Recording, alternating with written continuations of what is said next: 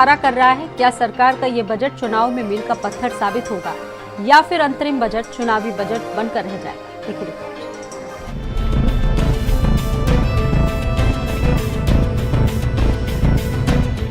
1 फरवरी 2024 का दिन आने वाले कुछ महीनों के लिए खास होने वाला है। देश में किस वर्ग को राहत मिलेगी और किसे महंगाई का सामना करना पड़ेगा, कई सवाल हैं।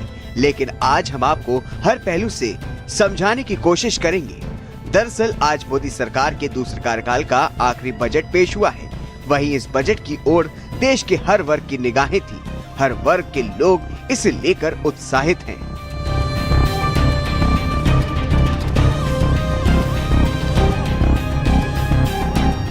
वित्त मंत्री निर्मला सीतारमण ने देश का अंतरिम बजट पेश किया और सरकार की उपलब्धियां गिनवाई। वित्त मंत्री निर्मला सीतारमण ने कहा कि भारत 2047 तक विकसित बन जाएगा। उन्होंने आगे कहा कि उनकी सरकार का फोकस ग्रामीण विकास पर है। Earning सबका विश्वास, the next 5 years will be years of unprecedented development and golden moments to realize the dream of developed India by 2047. लखपति दीदी योजना को विस्तारित किया जाएगा। आशा बहनों को आयुष्मान योजना का लाभ दिया जाएगा। सरकार मध्यम वर्ग के लिए आवास योजना लाएगी। अगले 5 साल में 2 करोड़ घर बन जाएंगे। लक्षद्वीप समेत अन्य द्वीपों में पर्यटन को बढ़ावा। 40,000 सामान्य रेल डिब्बों को वंदे भारत में बदला जाएगा। रक्षा बजट में 11.1% की बढ़ोतरी का ऐलान। स्टार्टअप के लिए टैक्स छूट 1 साल बढ़ाई गई। राज्यों को ब्याज मुक्त कर्ज योजना जारी रहेगी। 3 नए रेल कॉरिडोर बनाए जाएंगे। इंफ्रास्ट्रक्चर पर 11% ज्यादा खर्च किया जाएगा।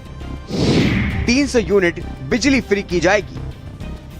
वहीं बजट को लेकर पक्ष विपक्ष सभी नेताओं की प्रतिक्रिया सामने आई है। कुछ नेताओं ने इसे अमृतकाल का सबसे अहम बजट बताया, तो कुछ लोगों ने इसे गरीबों के विरुद्ध बताया।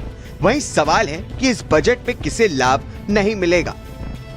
जो भी इंडिकेशन इस बजट से मिले हैं कि हमारी इकोनॉमी जो आज दुनिया की टाइप 5 कंट्रीज में है, उसकी साइज बढ़कर 2027 तक मोर देन $5 ट्रिलियन जाएगी। अप्रोच से भारत सरकार की प्रधानमंत्री नरेंद्र मोदी जी के नेतृत्व में चली है। सबका साथ, सबका विकास, सबका विश्वास और सबके लिए प्रयास। आने वाले दिनों में जब हम विकसित भारत की ओर बढ़ रहे हैं, ये बजट उसके लिए एक बहुत बड़ा स्टेपिंग स्टोन है।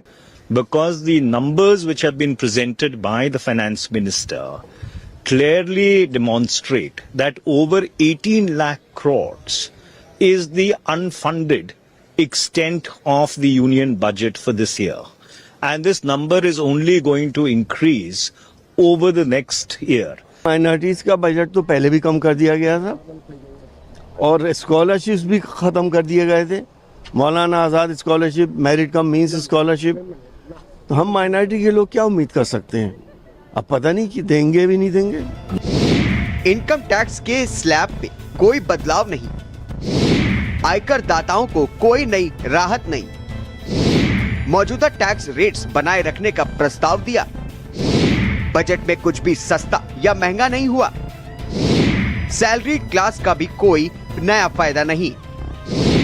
गैस व खाद्य सामग्री के दाम में कोई राहत नहीं। अंतरिम बजट गांव, गरीब, किसान, नौजवान व आधी आबादी से संबंधित समाज के हर वर्ग के सपने को पूरा करने की दिशा में महत्वपूर्ण सिद्ध होगा। वहीं इस बजट को सरकार विकास का ब्रह्मास्त्र बता रही है और आने वाले कुछ महीनों में लोकसभा के चुनाव भी हैं। क्या सरकार ने चुनाव से पहले अपना ब्रह्मास्त्र छोड़ दिया है? फिलहाल ये जनता बताएगी कि सरकार का ये बजट ब्रह्मास्त्र है या मेघनाथ का नागपाश। स्पेशल डेस्क, भारत समाचार। फिलहाल इस बुलेटिन में इतना ही। देखते रहिए भारत समाचार।